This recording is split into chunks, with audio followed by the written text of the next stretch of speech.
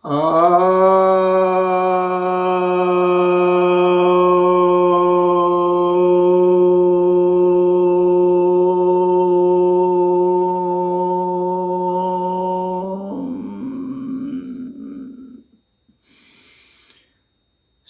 भक्तजनों को सप्रेम नमन। तो आज आपके समक्ष श्रीमद् भगवद गीता के 16वें अध्याय के 18वें श्लोक पर प्रवचन करने जा रहा हूँ। श्री भगवान उवाचय, अर्थात श्री भगवान कहते हैं, अहंकारम बलम दर्पम कामम क्रोधम च संश्रितः माम आत्म परदेहेषु प्रदुष्यन्तो अभ्यसूयकः।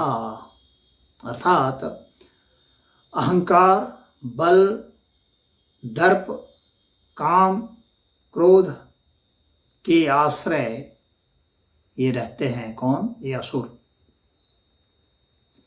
और मैं जो सब में रहता हूँ, सभी के देह में मैं जो निवास करता हूँ, वे मुझसे ही वैर भाव रखते हैं, द्वेष भाव रखते हैं, और वे जो हैं वो दोष दृष्टि रखते हैं। ये भगवान यहाँ पर कह रहे हैं। असुरों की चर्चा में ये बात आई है। असुरों के दुर्गुणों का बखान यहाँ कर रहे हैं।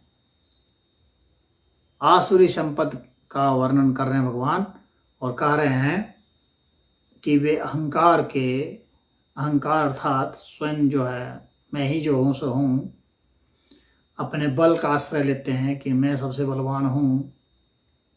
बल का ही आश्रय लेना जरूरी है। बिना बल के, बिना अहंकार के, बिना घमंड के, बिना काम वासना के, बिना क्रोध के, बिना कामनाओं के, बिना इच्छाओं के, भला दुनिया में क्या जिया जाएगा? कैसे जिया जाएगा? कोई जी ही नहीं सकता।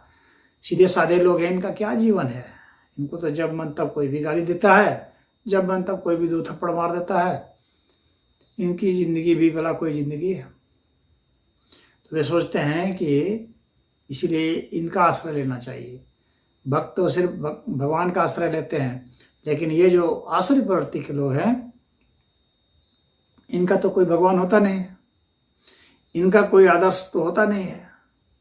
तो इनका आदर्श क्या है? अहंकार है, बल है, घमंड है, कामनाएं हैं, नाना प्रकार की असंख्य कामनाएं हैं, और क्रोध के वशीभूत।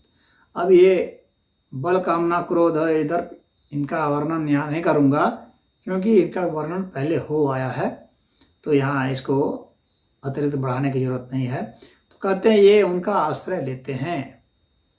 कोई भी काम करेंगे तो क्रोध के वशीभूत होकर करेंगे, या अपने घमंड में करेंगे, या अपनी ताकत के बल पर करेंगे। अहंकार होगा कि जो हूँ सो मैं ही हूँ।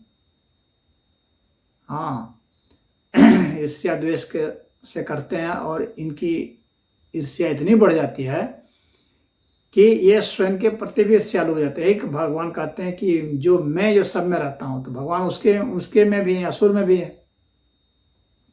तो भगवान कहते हैं कि मुझसे भी ये बैर रखते हैं, यानी वे स्वयं से बैर रखते हैं। भगवान का यहाँ तात्पर्य कहने का यह है, मुझसे भी बैर रखते हैं, मतलब वे स्वयं से भी बैर रखते हैं, यानी स्वयं को भी वे नुकसान पहुंचाते हैं, अपने को भी वे खुश नहीं रख पाते हैं, स्वयं दुखी होते रहते हैं। तो उनके भीतर भी आत्मा उनकी कचोटती है कि अरे मैंने क्या गलत किया, लेकिन फिर भी गलत कर देते हैं, उसको मार देते हैं। यानी अपनी आत्मा को भी वे कुचल देते हैं, अपने अंतःकरण की आवाज़ को भी दबा देते हैं, और बाहरी जो कामनाएं हैं, अहंकार है, उसके घमंड में वे सब काम कर देते हैं, क्रोध में काम कर देते हैं। अपने भीतर की जो नाजुक भावनाएं हैं, प्रेम की धारा जो है, उसको कुचल देते हैं वे अहंकार के सामने। सहयोग की भावना, उसको कुचल देते हैं, अहिंसा को कुचल देते हैं, तो ब्रह्मचर्य को कुचल देते हैं। तो वे इन सभी जो नाजुक भावनाएं हैं, उसको कुचल करके वे आगे बढ़ जाते हैं। तो वे जो कुचल देते हैं, तो वे जो नाजुक भावनाएं हैं, वो कौन है? वे इस परमात्मा कह रहे हैं कि वह जो है वह मैं हूँ, उनके हृदय में भी मैं ही हूँ। तो हमारे हृदय की जो बातें हैं, हृदय की जो भावनाएं होती है, उसको वे कुचल देते हैं, और मन की भावना पर वे हावी हो जाते हैं। तो वो मुझसे भी बैर रखते हैं, मेरे में भी दोष निकालते हैं, कहते हैं कि भगवान क्या है, कुछ नहीं है, बेकार है, जो है सो मैं ही हूँ, जो है सो एक कामना है, इच्छा है। कहाँ भगवान है? कहीं तीर्थ में भगवान नहीं है, कहीं मंदिर में भगवान नहीं है, कहीं मूर्ति में भगवान नहीं है। सारे भक्त तो मारे मारे फिर रहे हैं, दरिद्र हैं, सब भीख मांगते हैं, अपना जीवन गुजार रहे हैं। क्या भगवान के भरोसे रहोगा तो भीख मांगना पड़ेगा, क्योंकि इनके जो भक्त हैं वे भीख ही ना मांगते हैं कि और क्या करते हैं। तो वे ईर्ष्या करते हैं और भगवान को भी ललकारते हैं। हाँ, कहते हैं भगवान क्या कर लेगा, जब मरना होगा तभी मरेंगे ना, भगवान क्या कर लेगा। भगवान अपने भक्त को बचाया क्या आज तक? क्यों नहीं कोई भक्त बच जाता है, इतनी उम्र क्यों नहीं पाता है? वो भी तो मर जाता है। तो वो दरिद्र भी रह गया, मर भी गया, उसको क्या मिला? ये उनके तर्क होते हैं। तो वे श्रुति और स्मृति के विरुद्ध में बात करते हैं, यानी जो शास्त्र है उसके विरुद्ध में भी बात करते हैं कि ये शास्त्र सब बेकार है, कचरा है, इसको फेंको, हटाओ, क्या है सब। तो वे लोग भगवान से ईर्ष्या करते हैं, द्वेष करते हैं, भगवान में दोष निकालते हैं, कहते हैं भगवान पक्षपात करता है, हमारे साथ ये कर दिया, वो कर दिया। जब उनको रोग हो जाता है, कुछ उनके ऊपर आपदा आ जाती है, तो कहते हैं भगवान को गाली देने लगते हैं कि ए भगवान ने ये कर दिया, वो कर दिया, भगवान तो बहुत दुष्ट है, शैतान है भगवान तो भगवान को खुद असुर है, भगवान को असुर बोलने लगते हैं, ऐसे लोग होते हैं।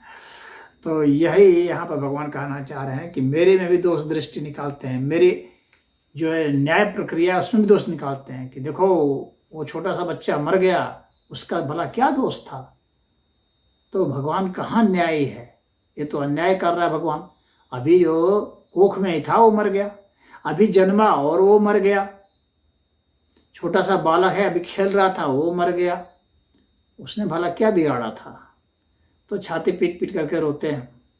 तो भगवान की न्याय व्यवस्था पर भी ये प्रश्न चिन्ह खड़ा करते हैं, दोष निकालते हैं। उन्हें नहीं पता कि जिसके मरने की बात की हो उसके कैसे कैसे कर्म रहे, उसका सारा इतिहास तुम्हें पता है।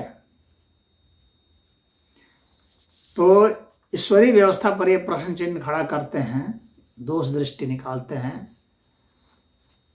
और चुनौती देते हैं, ललकारते हैं। और हालांकि अंत तो इनका बहुत बुरा हो जाता है, जीते भी बुरे ही हैं। इनके पास वस्तुएं तो होती हैं लेकिन कभी चैन नहीं होता है, कभी सुकून से सो नहीं सकते, और ये निर्दोष हंसी नहीं हंस सकते। इनकी हंसी में भी व्यंग और काम, क्रोध और अहंकार सब छुपा रहता है। ये अपनों से भी घृणा करते हैं, स्वयं से घृणा करते हैं, अपने प्रति भी इनको लज्जा आती है, लेकिन ऊपर से जमाते रहते हैं कि नहीं मैं ठीक हूँ, मैं अपने को संबल देते रहते हैं, हौसला देते रहते हैं, नहीं मैं ठीक हूँ, मैं कभी गलत नहीं हो सकता, मैंने सही किया। अब गलत होने पर भी अपने को जस्टिफाई करते रहते हैं, कभी अपनी गलती स्वीकार नहीं करते, इसीलिए कभी अपने में सुधार भी उनका नहीं होता।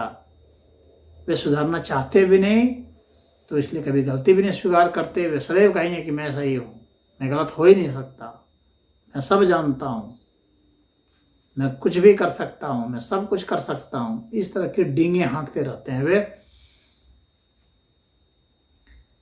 लेकिन जब करने की बारी आएगी, जब जानने की बारी आएगी, तो वहाँ पर फुस हो जाएंगे, वहाँ पर कोई बहाना बना करके चले जाएंगे, वहाँ भी अहंकार अपना दिखा के। ये आसुरी प्रवृत्तियों के लक्षण होते हैं। तो यही भगवान ने इसमें कहा है। तो इसमें इतना ही। हरि ओम।